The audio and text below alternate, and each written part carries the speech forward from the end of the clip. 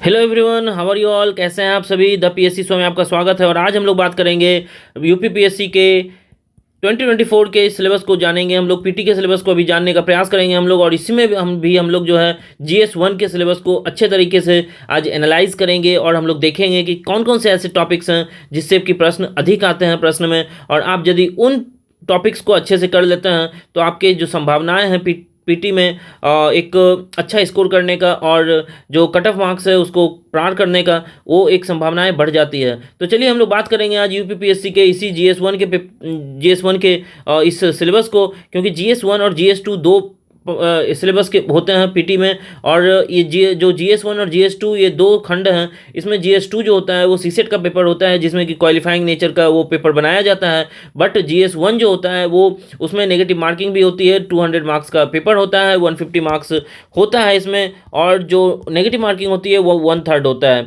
तो इससे आप इस गेम को खेलने के लिए आप इस नेगेटिव मार्किंग को कम करिए कि ताकि आप अच्छे से अच्छा स्कोर कर पाइए।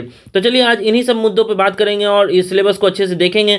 और सिलेबस को हम लोग इस कदर देखेंगे कि सिलेबस में कौन कौन से टॉपिक हैं जिसे हम लोग पढ़कर अच्छे से जो है कट ऑफ को एटलीस्ट पार कर सकते हैं। और कट ऑफ को थोड़ा सा यदि हम लोग अच्छे से पार करें और एक अच्छा सेफ स्कोर रहे तो और भी अच्छी बात है। तो चलिए हम लोग देखेंगे।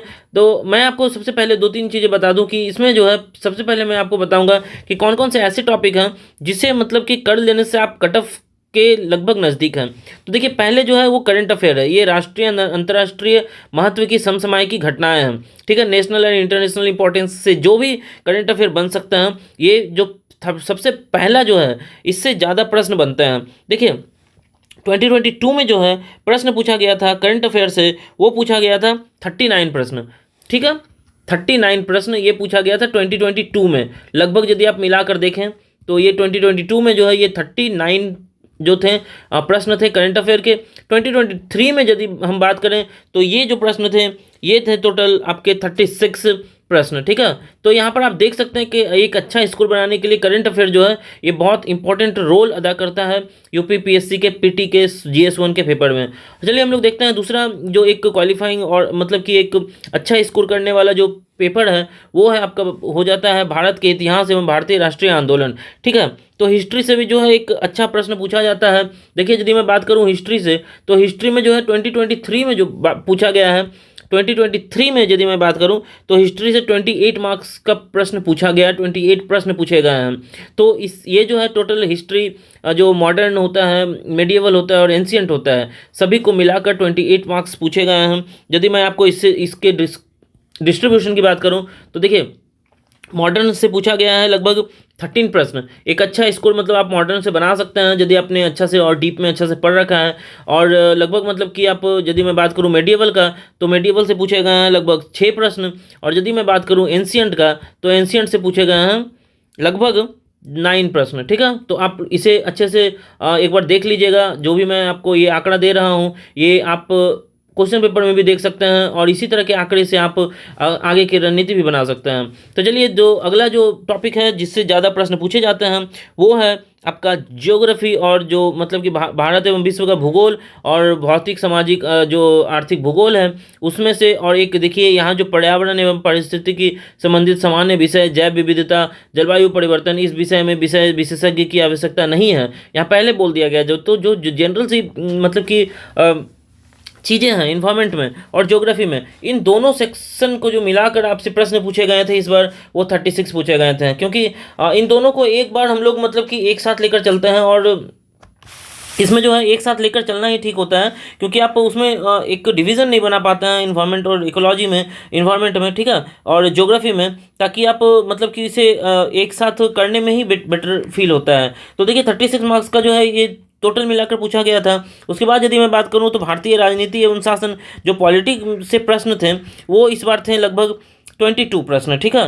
तो ये भी एक अच्छा स्कोर मतलब कि यहाँ पर रखता है। और इसमें जो है पॉलिटी में देखिए यहाँ पर लिखा हुआ है भारतीय राजनीति एवं शासन, संविधान, राजनीतिक व्यवस्था, पंचायती राज, लोक नीति, आधिकारिक मुद्दे, जो राइट्स हैं, ठीक है, जो इश्यूज हैं, उसके बारे में यहाँ पर दिया हुआ है एक विस्तार रूप से, और इसे आपको समझना जरूरी है।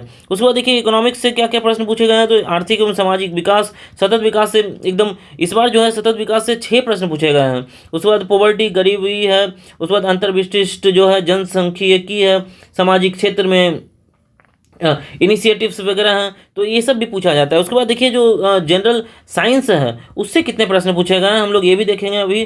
तो देखिए यहाँ पर जो जनरल साइंस है उससे जो है 2023 में बात करूँ तो 2023 में जो है पूछा गया है लगभग यहाँ पर जनरल साइंस जो से प्रश्न वो पूछा गया है 14 प्रश्न, ठीक है, तो एक अच्छा वेटेज है। और यदि मैं 2022 का बात करूं तो देखिए आप इसे भी ध्यान रखिएगा, 2022 में बात किया गया है यहाँ पर 26 प्रश्न का, ठीक है, 26 से ये 14 मार्क्स मतलब 14 प्रश्न पे आया है, लेकिन ये बढ़ भी सकता है नेक्स्ट मंथ, तो इसे आप ध्यान में रखिएगा। उसके बाद देखिए कुछ ऐसे हैं राष्ट्रीय एवं अंतर्राष्ट्रीय महत्व की समसामयिक की घटनाएं, फिर मतलब कि वही चीज़ दी हुई है कि राष्ट्रीय एवं अंतर्राष्ट्रीय महत्व की समसामयिक की घटनाओं पर जो है अभ्यर्थी को जानकारी रखनी होगी। उसके बाद देखते हैं कुछ इतिहास के बारे में फिर से दिया हुआ है। तो आपका जो सिलेबस था वो लगभग यहाँ से यहाँ तक ही था, एक तरह से आप यदि देखें तो यहाँ से यहाँ तक ही था, ठीक है।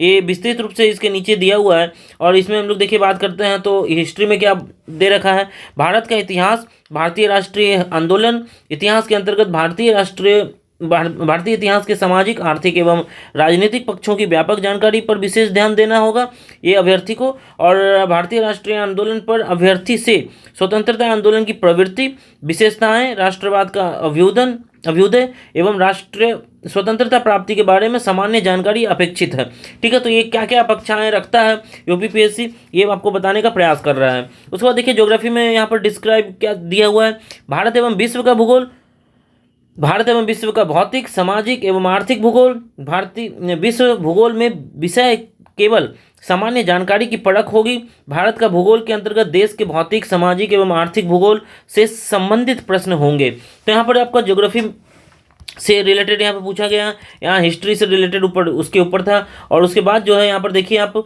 जो दे रखा है कि इकोनॉमी से रिलेटेड क्या दे रखा है, भारतीय राजनीति एवं शासन संबंधित राजनीतिक व्यवस्था, पंचायती राज के बारे में भी दे रखा है, लोक नीति, अधिकारी जो है प्रकरण आदि, भारतीय राज्य व्यवस्था, अर्थव्यवस्था, संस्कृति के अंतर्गत देश के पंचायती राज, सामुदायिक विकास, ठीक है, साहित्य, राजनीतिक प्रणाली के ज्ञान एवं भारत के आर्थिक नीति, ठीक है। तो यहाँ पर आप देख सकते हैं कि बजट वगैरह यहाँ पर दे रखा है, इकोनॉमी सर्वे के बारे में बात किया हुआ है। उसके बाद भारतीय संस्कृति के बारे में जानकारी भी आपको इससे इकोनॉमी से रिलेटेड जो है यहाँ पर दे रखा है। उसके बाद जो देखिए उसके बाद जो दे रखा है कि आर्थिक एवं सामाजिक विकास, सतत विकास से इस बार 6 प्रश्न पूछे गए हैं। तो सतत विकास जो एक अच्छा टॉपिक है, गरीबी, अंतर्विष्ट, ये सब जो टॉपिक्स दिए हुए हैं यहाँ पर, इन सब के बारे में भी आप देखिए, परीक्षण, जनसंख्या, पर्यावरण, नगरीकरण, ठीक है। तो यहाँ पर सब टॉपिक्स एक अच्छे तरीके से दे रखा है। उसके बाद देखिए पर्यावरण से रिलेटेड भी आपको पूरी की पूरी जानकारी दे रखा है कि जलवायु परिवर्तन के बारे में दे रखा है,